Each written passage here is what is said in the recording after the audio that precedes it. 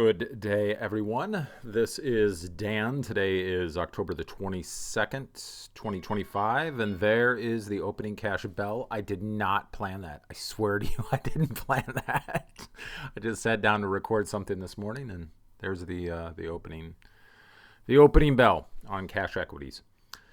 So we had those entries recently on Learn Your Craft, right? 2 short reels. I'm probably going to do a part 3, but this is sort of also an accompaniment to those reels. And in those short reels, we were talking about the fact that you have to learn your craft and you can't be lazy about it. And we drew this entire analogy, and the analogy was you have Jiu-Jitsu sort of players like myself that I would consider myself, I liked the way Jiu-Jitsu put it. He said he didn't like the term hobbyists. He thought that one should refer to themselves as athletes. There's athletes and competitors. Now, I'm not a competitor, right? I would consider myself more an athlete. I don't like the term hobbyist. I'm with Nick on that.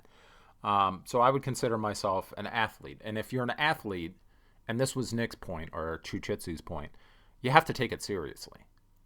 Right? You can't be lackadaisical about your training. You have to eat right. You have to sleep right. You have to get your schedule in gear. You have to have recovery. Listen, if it were up to me, I'm sort of one of those psychos. I would be there every single day because I love it. I did not go to class this morning because I could just feel it in my body. I'm an older guy. I'm an older grappler. And therefore, I need maybe a little more recovery time, and I can't be there every day. It wouldn't be reasonable. I tried it for about a year and a half, and it was killing my old bones. So, you have to have a recovery day. But regardless, the point is you're serious about your training, and competitors are even more serious. And we likened that to trading, right? There are those with asset management firms, private proprietary firms, in some sort of institutional background one way or the other, and they have to take it very, very seriously, just like the competitor. And you could be thinking, oh, great, wonderful, Dan, that's not me.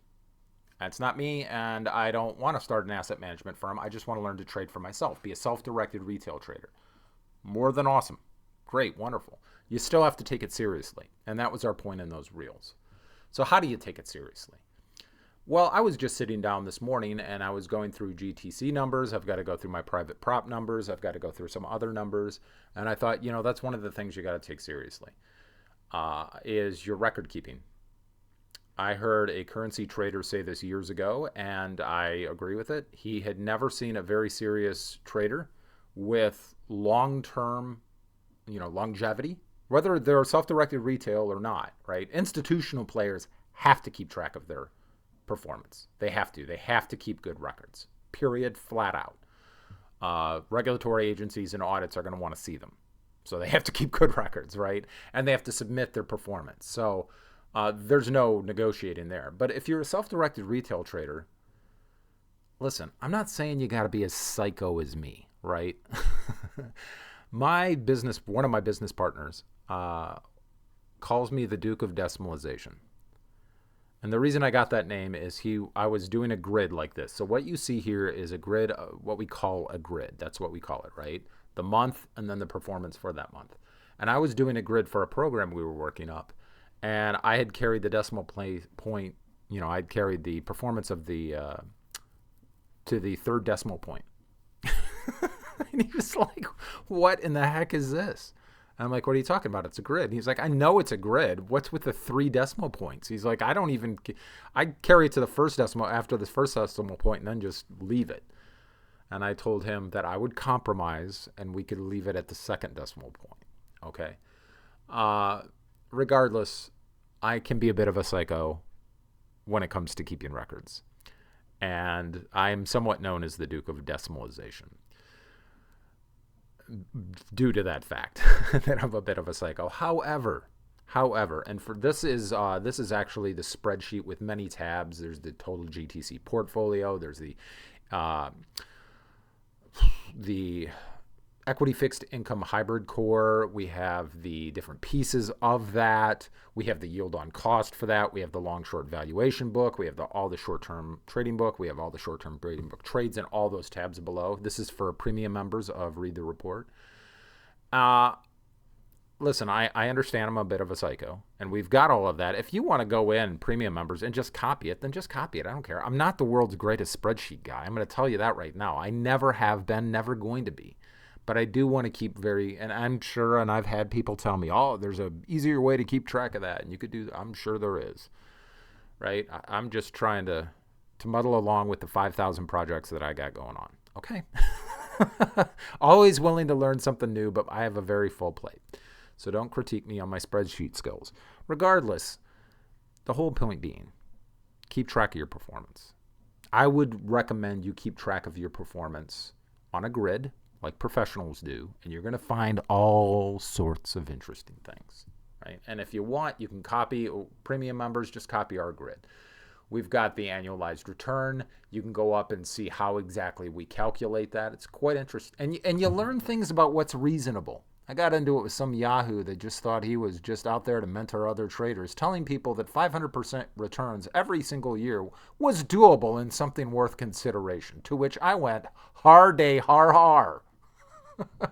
That's not my opinion. That's known fact. Good luck with all that. Oh, by the way, the same individual just recently during, I think the one of the crypto blow-ups was saying, I'm hearing people are getting really, really hurt, and we should be sympathetic to that. I'm not sympathetic to that. Listen, we've all had our cuts and bruises in the market. To that, I'm sympathetic. However, when you have a guy with about 3 decades in telling you and giving you academic articles from MIT, from Harvard, from every school of quantitative finance, of known quantitative finance principles for the last, 70 years, and it's a well-known fact, you can't have 500% returns every year. That's not reasonable. And you want to argue with me, and then later, when everybody blows up, color me surprised. When everybody blows up, it's like, oh, wow, we got it. No sympathy. Sorry. Color me shocked. Right? But regardless, when you keep track, my point is, when you keep track of your performance like this, you get to learn what's reasonable, right? You get to learn about variance. You get to learn about drawdowns. That's not one of my... that's the... if you heard my phone go off, I've got a grappling bro chat where all the grapplers send each other little memes and stuff. So that's what, if you heard that. But regardless, you learn what's reasonable, right? This is the S&P 500 index, which we believe is now in a bubble. We've mentioned that. This is the cumulative return volatility. Oh, look at that. When you keep track of data, you can do all sorts of interesting, neat little studies. We've got Sortino's. We've got Sharpe ratios. We've got how we calculate that. We've got a couple of different ways we calculate it. We got the risk-free rate. We've got it going back for years. What's the maximum drawdown? You learn all sorts of little interesting things, right? Did you know, here, average monthly return. Look at this one. Average monthly return for the S&P 500 index, and this is measured since 2003. If you could do 0.96% every single month with zero drawdowns, people would be throwing money at you, and you would be known as the god of trading, right? Because this average monthly return comes with a maximum drawdown of negative 66%. 66% drawdowns. The drawdown over the annualized return is 6.5 times. So if, I'm going to get a 10% return. Okay, well, just know that you're going to have to withstand drawdown 6.5 times that. Right?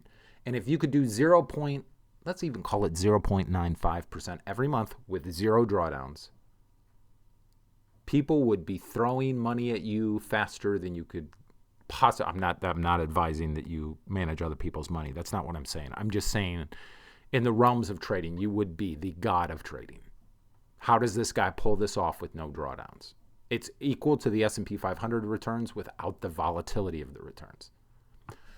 My whole point being, keep track of records. You don't have to be as psycho as me, but all sorts of interesting little data points pop out. And by the way, when you know these sort of things, what's reasonable in performance, we're going to group those two things together. There's one point to this video entry.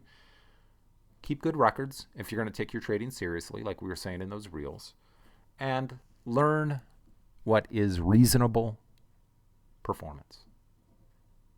Reasonable performance, right? There's different types of performance. We've talked about that with premium members, absolute and linear, right? We're going for linear returns right now.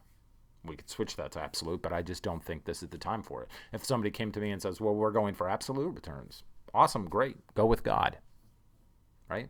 It's not my decision, somebody else's decision, more power to you, buddy, right? But you'll learn these things when you keep good records. So that would be just simply the point of this entry. And this entry has been what it's always been. It's simply been what it always is, right? It's just our thoughts. And our thoughts are only good until they're canceled. And it has been our thoughts, not yours, for whatever the heck day it is. As always, stay safe, trade well, and remember that love doesn't cost to die.